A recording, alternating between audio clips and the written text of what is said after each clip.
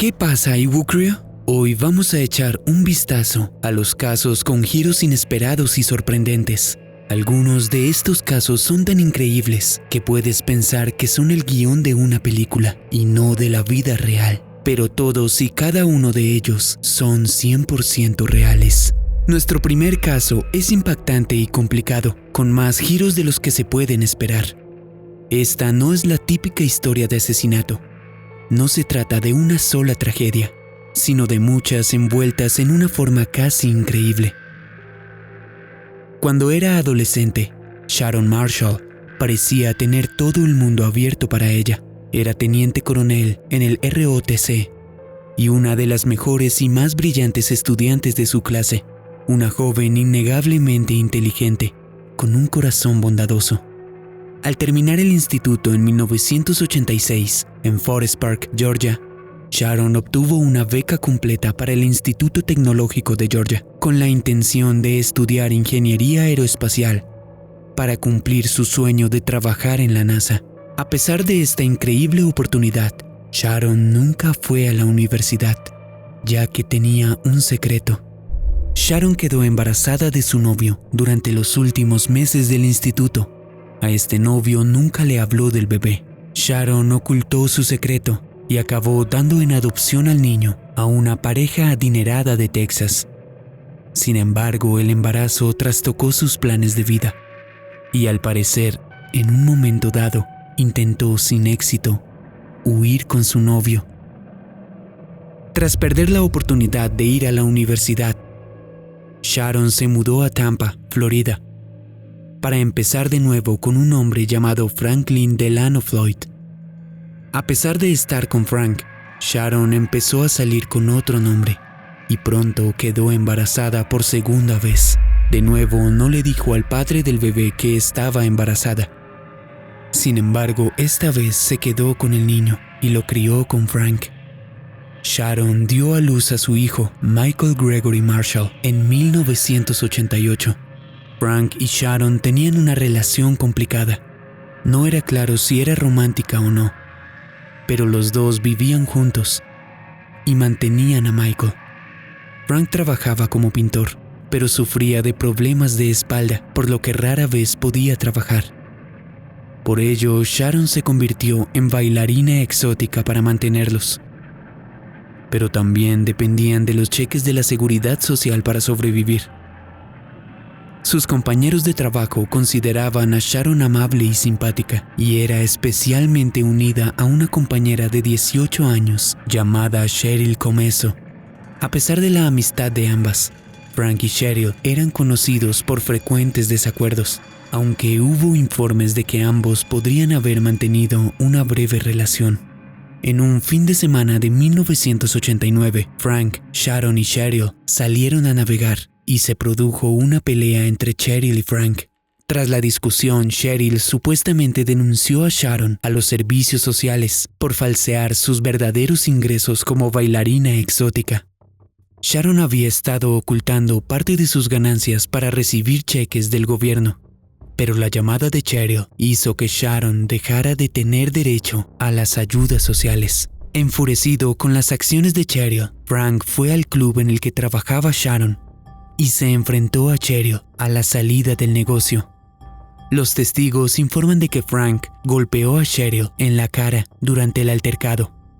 Poco después, Cheryl dejó la casa de su padre para viajar a casa de un amigo, pero como no llamó a su padre para decirle que había llegado, este denunció su desaparición. Su Corvette abandonado fue descubierto en el aeropuerto y se inició una investigación para encontrar a Cheryl. Tanto Frank como Sharon fueron considerados personas de interés, pero durante años no hubo pruebas que lo relacionaran con la desaparición de Cheryl. Los dos rápidamente abandonaron la zona, lo que aumentó más las sospechas, sobre todo porque empezaron a utilizar diferentes nombres mientras viajaban. Frank y Sharon se casaron en 1989 y Frank alegó que era para dar al hijo de Sharon su apellido de pertenencia. Aunque la pareja se presentaba con frecuencia con diferentes alias, terminaron en Tulsa, Oklahoma, donde Sharon volvió a trabajar como bailarina exótica. Sharon hacía amigos fácilmente en todos los lugares a los que iba, pero a nadie parecía gustarle Frank, ya que era agresivo y desagradable. Según se dice, Frank volvió a pelearse con otra bailarina con la que trabajaba Sharon. Y cuando la mujer le gritó que Sharon debería dejarlo, él respondió: «Si algún día me deja, la mataré». Frank no sabía que Sharon planeaba dejarlo con un hombre que conoció en el club donde trabajaba. Supuestamente, Sharon había dejado a Frank antes, pero tenía miedo de lo que él le haría a ella o a su hijo Michael. Sin embargo, antes de poder irse, Sharon fue víctima de un repentino accidente. La encontraron inconsciente junto a una carretera y parecía haber sido víctima de un atropello. Frank afirmó que estaba durmiendo en el momento del accidente. Aunque fue llevada al hospital, Sharon nunca recuperó la conciencia. Sus amigos del club la visitaban mientras se recuperaba, pero Frank pronto les prohibió verla, sin dar explicaciones. 5 días después del incidente, Sharon murió a causa de sus heridas, pero muchos sospecharon de las extrañas acciones de Frank, especialmente porque Sharon parecía estar recuperándose antes de morir repentinamente. El médico también sospechó, y basándose en viejos moretones que observó en su cuerpo, clasificó su muerte como un homicidio, e incluso dijo que la lesión de la cabeza que mató a Sharon podría no haber sido causada por un vehículo, aunque nadie pudo demostrar que Frank había sido el que atropelló a Sharon o que él la había matado en el hospital. Muchos lo concluyeron, especialmente cuando sus compañeros de trabajo pagaron su lápida en lugar de Frank. Frank pronto se contactó con las compañías de seguro de vida para reclamar la póliza de $80,000 que contrató para Sharon solo unos meses antes de su muerte. El problema era que Frank utilizaba frecuentemente alias, por lo que los números de la seguridad social que proporcionó no coincidían con su nombre. Tras varios intentos, finalmente proporcionó su verdadero nombre, Frank Delano Floyd. Fue entonces cuando todas las mentiras de Frank empezaron a desvelarse. Resultó que tenía un buen historial delictivo. Cuando Frank tenía 19 años, en 1962, fue condenado por secuestrar y agredir a una niña de 4 años, llevándolo a una condena entre 10 y 20 años de cárcel. Sin embargo, escapó del hospital psiquiátrico en el que estaba ingresado, robando un vehículo. La espeluznante historia de Frank solo estaba empezando, ya que al día siguiente de su fuga, robó un banco y fue capturado de nuevo. En 1972, Frank fue puesto en libertad, pero casi de inmediato intentó secuestrar a una mujer en una gasolinera y fue de nuevo detenido. Esta vez pagó la fianza, pero no acudió a la cita con el tribunal. Se emitió una orden de arresto, pero Frank se desvaneció rápidamente y empezó a utilizar nombres falsos mientras huía, hasta que finalmente tuvo que dar su verdadero nombre a la compañía de seguros de vida. Frank intentó huir de las autoridades, pero fue capturado en Georgia e ingresado en prisión para cumplir su condena. Los amigos de Sharon consideraron que la detención de Frank era una forma de hacer justicia a su prematura muerte. Durante este tiempo, Frank habría entregado a Michael a los servicios sociales antes de darse a la fuga.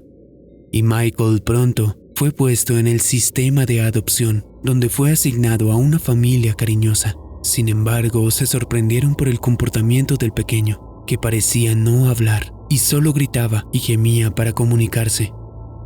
Frank insistía que era el padre de Michael, por lo que el niño lo visitaba con frecuencia mientras estaba encarcelado.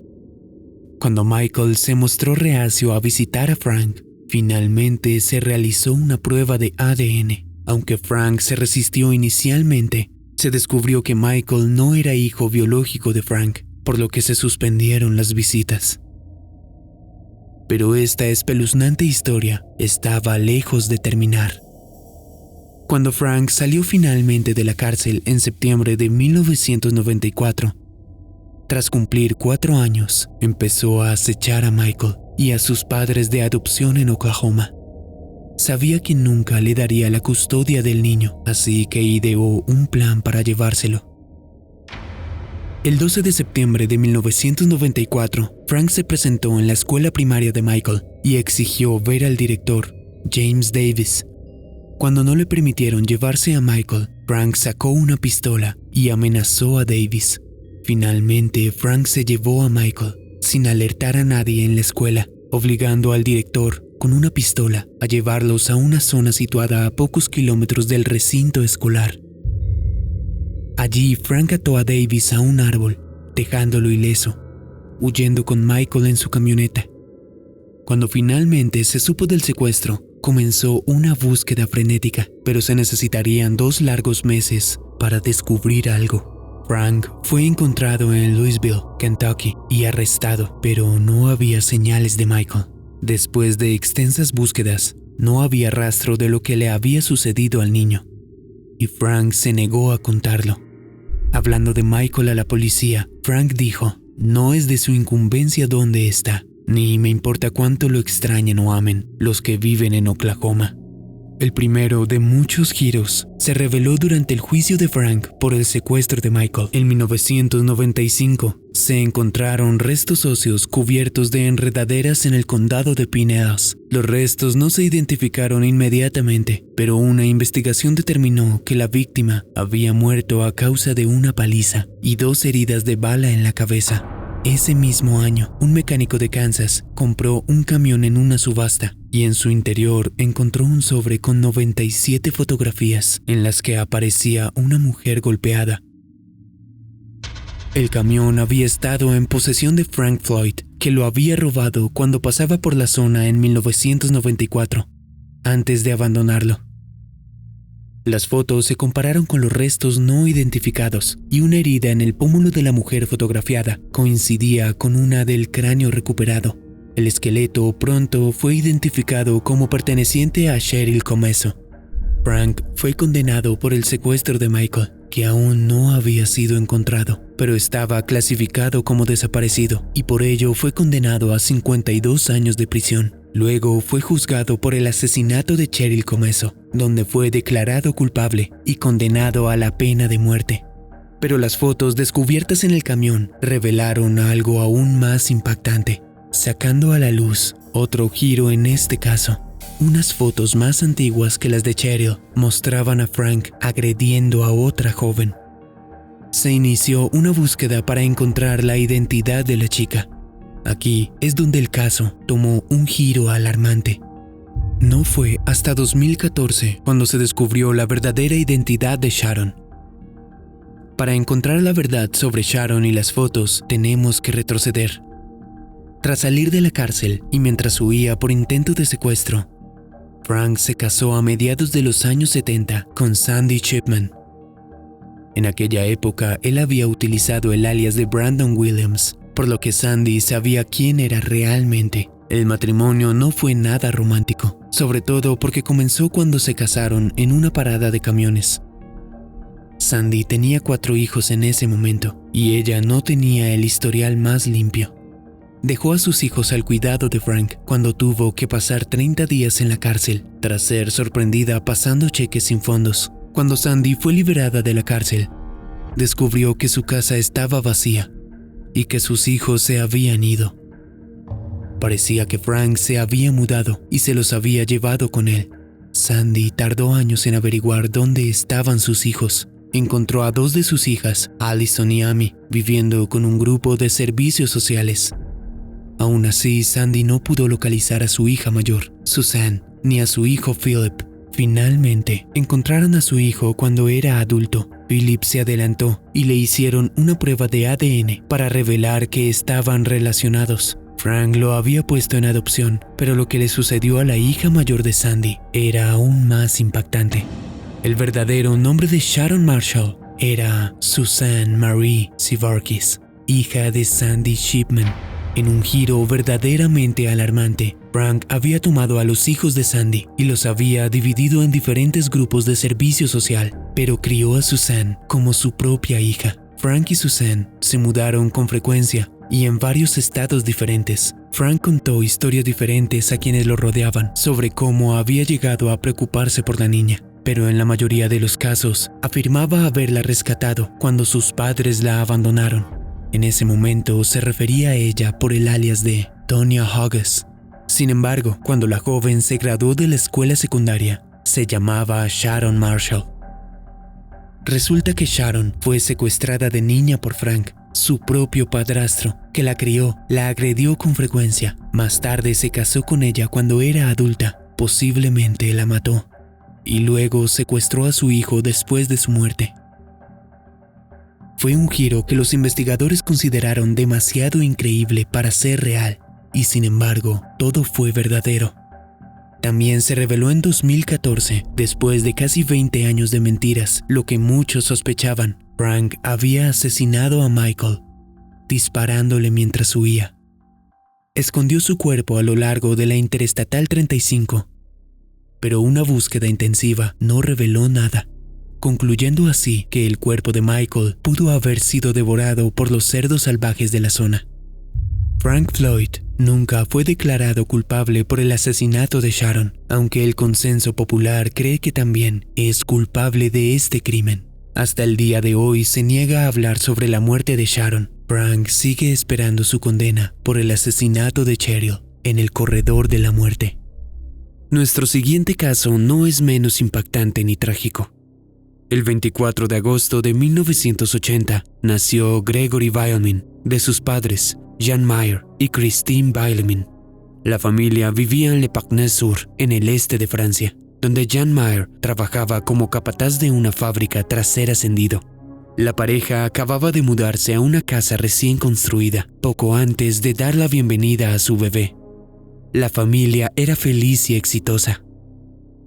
Pero entonces las cosas dieron un giro sorprendente. La familia Weilemin empezó a recibir cartas y llamadas telefónicas anónimas con amenazas y promesas de venganza contra Jan Meyer. Nunca especificaba de qué quería vengarse el remitente, solo que lo buscaban. Por 4 años las amenazas continuaron e incluyeron también a los padres de Jan Meyer. El 16 de octubre de 1984, mientras jugaba en el jardín, Gregory, de 4 años, desapareció. Christine se dio cuenta de que su hijo no estaba en el jardín y llamó a la policía.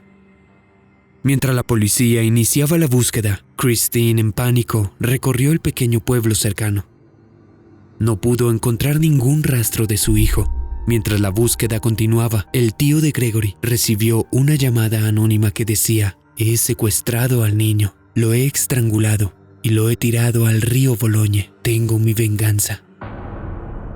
Al día siguiente, antes de que se pudiera seguir investigando, Jan encontró una carta que parecía haber sido enviada a ellos cuando se llevaron a Gregory.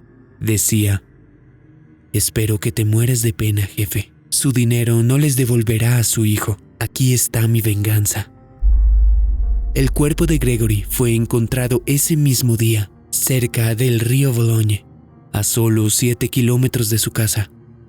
Lo habían ahogado con las manos y con los pies atados y el gorro de lana tapándole la cara. Su familia estaba absolutamente desolada. El caso del asesinato de Gregory se conoció como el Affair de Gregory. Pronto se hizo referencia al asesinato como Le Corbeau o El Cuervo, basándose en una famosa película francesa que tenía un tema similar a las notas amenazantes que había recibido la familia.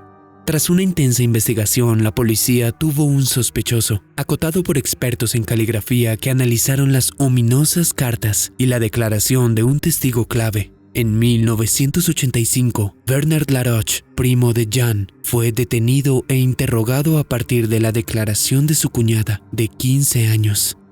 Pero Laroche negó ser el cuervo, y pronto su cuñada se retractó de su declaración, diciendo que había sido presionada. Aunque finalmente Laroche fue absuelto y puesto en libertad, Jan se puso delante de los periodistas y juró que creía que Laroche era culpable del asesinato de su hijo y que lo mataría. Pero el caso dio un nuevo giro el 25 de marzo de 1985, cuando los peritos caligráficos determinaron que la propia madre de Gregory, Christine, podría haber escrito las cartas amenazantes. Solo 4 días después, Jean acudió al trabajo de Laroche. Decidió vengar la muerte de su hijo y, sin creer que su mujer fuera culpable, allí disparó y mató a su propio primo cuando salía del edificio. Jean fue declarado culpable de asesinato y condenado a 5 años de prisión. En julio del mismo año, Christine fue acusada del asesinato de su hijo. En ese momento estaba embarazada de gemelos, pero se declaró en huelga de hambre para protestar por su inocencia, siendo liberada después de que una apelación determinara que había sido condenada con pruebas poco sólidas y sin un motivo real. Sin embargo, la tragedia de Christine no había terminado. Al ser liberada, sufrió un colapso y al parecer tuvo que abortar a uno de sus bebés. No fue absuelta oficialmente de todos los cargos hasta 1993 y Jean salió de la cárcel tras cumplir solo 2 años y medio en 1987. Después de tanta agitación, la familia Beilman seguía sin saber quién había matado a Gregory. Durante décadas después de la muerte de Gregory, el caso siguió persiguiendo a Francia. Se reabrió con pruebas realizadas a las cartas, a las cuerdas utilizadas para atarlo, y con las pruebas de ADN en la ropa de Gregory y en la saliva de los sellos utilizados para enviar las cartas. Pero no sirvió de nada, todo resultó inconcluso. En 2017 se reabrió de nuevo el caso, y esta vez con nuevas pruebas que se tradujeron en 3 declaraciones, lo cual volvió a conmocionar a Francia. La tía abuela de Gregory, su tío abuelo y su tía fueron llevados para ser interrogados junto con otras personas, incluyendo más miembros de la familia. La tía fue puesta en libertad, pero la tía abuela y el tío abuelo se negaron a hablar con la policía. Ninguno fue condenado. Pronto se produjo otra tragedia, cuando el magistrado Jean-Michel Lambert, encargado de la primera investigación, se quitó la vida a causa de la presión y las críticas a las que se enfrentaba al no haber resuelto el caso 33 años después de la muerte de Gregory. El porqué de la muerte de Gregory no se ha resuelto. Algunos citan los celos dentro de la familia Beilman como posible causa, y otros sugieren que el hecho de que las cartas llamaran a Jan Meyer jefe podría estar relacionado con su trabajo. En ninguno de los casos se ha logrado encontrar una prueba real, pero casi todos los miembros de la familia Beilman han estado bajo sospecha en algún momento. En diciembre de 2020, el caso se reabrió de nuevo, pero esta vez la policía está decidida a descubrir la verdadera identidad del cuervo. Se realizaron nuevos interrogatorios y la policía se basa en una nueva tecnología llamada estilometría, que examina el estilo, la sintaxis, la puntuación y los giros utilizados en las cartas amenazantes para identificar al asesino. Se ha identificado a un nuevo sospechoso, pero de momento no se ha dado su nombre. Parece que el asesinato de Gregory Beilman podría resolverse pronto. Nuestro siguiente caso no es un caso normal de una persona desaparecida y tiene un giro que parece demasiado sorprendente para ser cierto, y sin embargo lo es.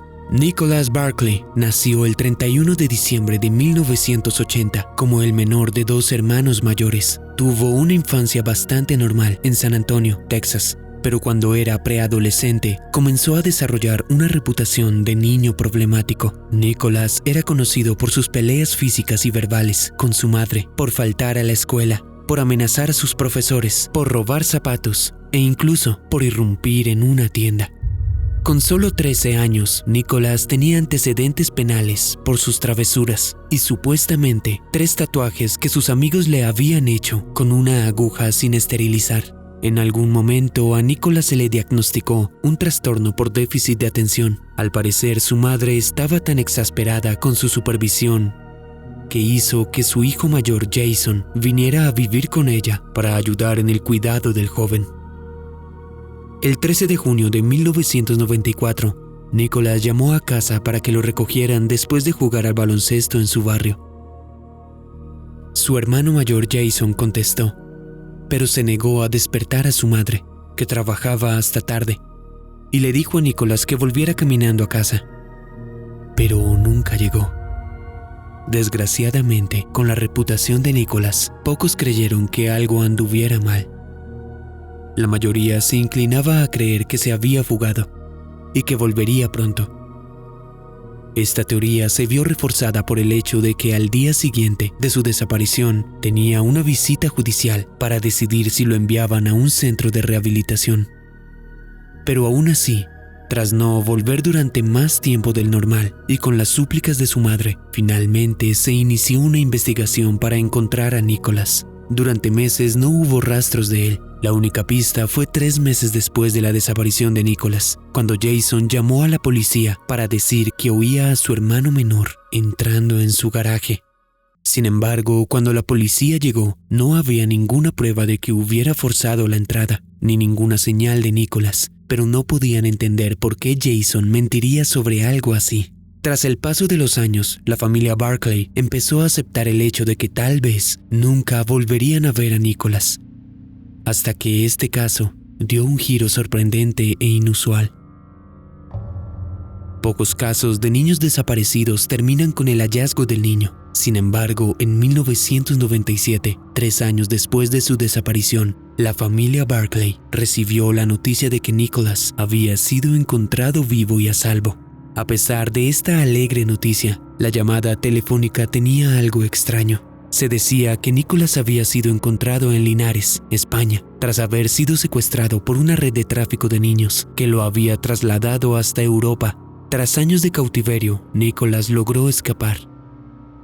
La policía dijo a los Barclay que Nicholas había sido obligado a hablar solo en francés durante los últimos 3 años que estuvo fuera y que se había hecho daño durante el tiempo que estuvo lejos de ellos. Carrie, la hermana mayor de Nicholas, voló a España para identificar y recuperar a su hermano desaparecido. Sin embargo, las cosas no salieron como estaba previsto, ya que Nicholas parecía tener miedo de que su hermana no lo reconociera y lo obligara a quedarse en España. Cuando finalmente permitió que Carrie lo viera, él llevaba una gorra de béisbol y gafas de sol, pero Carrie dijo que sabía que era su hermano. Los dos pasaron un tiempo juntos para reencontrarse, debido a que Nicholas afirmó que tenía muy pocos recuerdos de su vida antes de ser secuestrado, ya que su mente lo había bloqueado como una respuesta emocional. Cuando Carrie le mostró fotos familiares, Nicholas pareció recordar ciertas cosas, al decirle cosas como: "El abuelo es un..." Sin embargo, antes de que se le permitiera volver a casa con Carrie, Nicholas tuvo que pasar una prueba en la que la policía le mostró fotos familiares que Carrie no había repasado con él y tuvo que identificar correctamente a las personas que aparecían en ellas. Nicholas solo cometió un pequeño error, por lo que se le permitió volver a casa en Texas. Aunque los Barclay estaban encantados de tener por fin a Nicholas de vuelta, habían algunas cosas que no podían ignorar. Una de ellas, la más obvia, era el hecho de que su hermano era rubio, con ojos azules, cuando se lo llevaron, pero el chico que volvió de España tenía el pelo oscuro y los ojos marrones. Nicholas tenía una extraordinaria explicación para su cambio de aspecto. Decía que, para mantener su identidad en secreto, las personas que se lo llevaron realizaron experimentos para cambiar su color de pelo y ojos, para que no fuese reconocido como Nicholas. También hablaba con un fuerte acento francés, pero esto se explicó por su historia de haber sido obligado a hablar solo francés durante 3 años. La familia estaba tan aliviada de tener por fin a Nicholas en casa que ignoró algunas preocupaciones de las autoridades. E incluso dijo a los investigadores que cerraran el caso. Un equipo de rodaje se enteró de la increíble historia y pidió seguir a los Barclay para documentar cómo se adaptaba Nicholas al regreso con su familia. Aceptaron, y fue entonces cuando todo empezó a desmoronarse. Un detective privado local trabajaba con el equipo y empezó a sospechar cada vez más de Nicholas. Comenzó su propia investigación y tomó una foto de las orejas de Nicholas para compararla con las fotos anteriores. Comprobó que no coincidían, y como las orejas no envejecen ni cambian, trasladó su preocupación a las autoridades. En febrero de 1998, después de que Nicholas volviera a vivir con los Barclay durante 5 meses, el FBI se involucró al obtener una orden judicial para investigar. Cuando se tomaron las huellas dactilares y el ADN de Nicholas, se determinó que el hombre que los Barclay creían que era su amado Nicholas era en realidad un francés de 23 años llamado Frédéric Pierre Bourdin.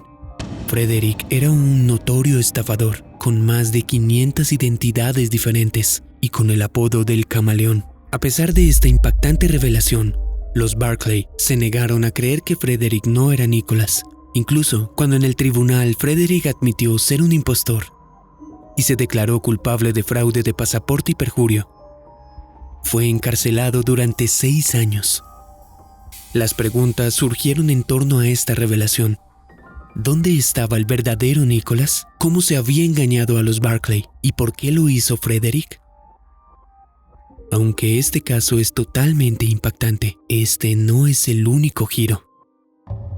Los investigadores estaban preocupados por el comportamiento de los Barclay durante todo el incidente y su aceptación voluntaria de Frédéric. El propio Frédéric intervino más tarde en la polémica, diciendo que ni él podía creer que los Barclay lo aceptaran tan fácilmente, lo que despertó aún más sospechas sobre la familia. Frédéric llegó a afirmar que los Barclay sabían que él no era Nicholas, pero que todos habían fingido y le habían seguido el juego, sin entender el porqué. Informó de que cuando conoció a Carey, ella le había proporcionado información sobre la familia, diciéndole quién era cada uno y qué debía recordar. Al parecer, ella le ayudó a pasar la prueba de la policía para volver a Estados Unidos. Frédéric también dijo que Jason nunca le había aceptado, ni pretendía hacerlo. De hecho, lo único que le dijo a Frédéric al conocerlo era «buena suerte».